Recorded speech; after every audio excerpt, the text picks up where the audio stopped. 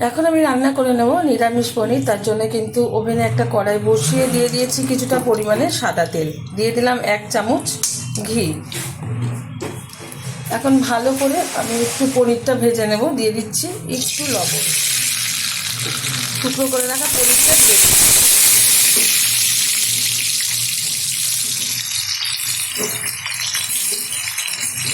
হালকা brown colour আসলে পনিরের গায়ে তখনই তুলে নেব একটা পাত্রে।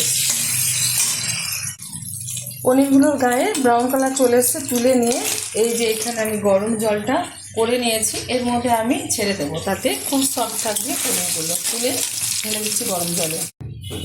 ঢেলে দিয়েছি গরম জলে, একটু বাদে আমি এটা ছেঁকে তুলে নেব, তাতে পনিরটা ভীষণ সফট থাকবে খাওয়ার সময়। এখন এই ঘিয়ের মধ্যে দিয়ে দেব কিছুটা গোটা জিরে ফোড়ন, দিয়ে দেব কিছুটা মৌরি ফোড়ন, এতে ভীষণ ভালো ফ্লেভার আসবে। আর কোনো গোটা গরম মশলা এর মধ্যে ব্যবহার করব না আমি। ফোড়নটা ভালোভাবে ভাজা হয়ে গেছে। এখন দিয়ে দেবো সামান্য পরিমাণে একটু আদা বাটা, একটু নেড়ে চেড়ে দেবো ভালোভাবে, আদা যাতে কাঁচা গন্ধটা বেরিয়ে যায়। ভালোভাবে আদা বাটাটা আমি ভেজে নিয়েছি তেলের সাথে। এখন দিয়ে দেবো বেটে রাখা কাজু আর মৌরি একসাথে বেটে নিয়েছি, এটা ঢেলে দিচ্ছি। একটু কষিয়ে নেব। এই রান্নাতে কিন্তু কোনো জিরের গুঁড়ো, হলুদ গুঁড়ো বা ধনের গুঁড়ো ব্যবহার করব না। আমি এখানে যা মশলা ব্যবহার করেছি এটাতেই। এখন শুধু দিয়ে দেবো একটু লঙ্কার গুঁড়ো। ভালোভাবে কিন্তু মশলাটা কষানো হয়ে গেছে। দিয়ে দিচ্ছি 1 চামচ লঙ্কার গুঁড়ো, দিয়ে দেবো 1 চামচ টক দই। এখানে আপনারা একটা টমেটো পেস্ট করে ব্যবহার করতে পারেন। ভালোভাবে মিশিয়ে নেব। দিয়ে দেবো পরিমাণ মতো লবণ। খুব সুন্দরভাবে কিন্তু মশলাটা আমার কষানো হয়ে গেছে। দিয়ে দেবো স্বাদ মতো চিনি। আবারও একটু নাড়িয়ে নিচ্ছি। আমার এই রেসিপি যদি আপনাদের ভালো লেগে থাকে, আপনারা অবশ্যই আমার চ্যানেলটিকে সাবস্ক্রাইব করবেন, লাইক করবেন, শেয়ার করবেন। আর নিরামিষ দিনে এরকম নিরামিষ একবার পনির বানিয়ে খেয়ে দেবেন, আশা করি ভীষণ ভালো লাগবে।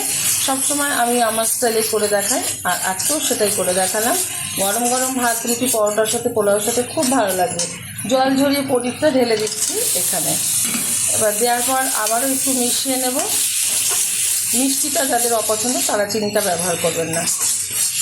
ভালোভাবে কিন্তু মেশানো হয়ে গেছে। এখানে আপনারা কাসুরি মেথি বা ধনেপাতা ব্যবহার করতে পারেন, তো আমি কোনোটাই ব্যবহার করব না। আমি সিম্পল এটা করে নিচ্ছি, কোনো পাতাই ব্যবহার করলাম না। দিয়ে দিচ্ছি পরিমাণ মতো জল। জলের বদলে আপনারা এখানে লিকুইড দুধও ব্যবহার করতে পারেন। ভালোভাবে একটু নেড়ে নিলাম। এখন দিয়ে দেবো এর মধ্যে খুব সামান্য পরিমাণে একটু গরম মশলার গুঁড়ো, যাতে ভালো ফ্লেভার আসে। এর থেকে ভালো কালার আনতে চাইলে আপনারা কাশ্মীরি লঙ্কার গুঁড়ো ব্যবহার করতে পারেন। এটা আমি ঢেকে দিচ্ছি 5 মিনিটের জন্য, হাই আছে রান্না করে নিচ্ছি। ঢাকনাটা আমি আগে থেকে তুলে ফেলেছি, যেহেতু তুলতে পারছিলাম না সে কারণে দেখানো হয়নি। এদিকে কিন্তু নিরামিষ পনিরটা হয়ে গেছে। এখন ওভেনটা বন্ধ করে দিচ্ছি, আর এটা আমি ঢেলে দেবো একটা পাত্রে। গরম গরম ভাতের সাথে এটা সার্ভ করবো। আপনারা অবশ্যই ট্রাই করবেন এরকম একটা রেসিপি।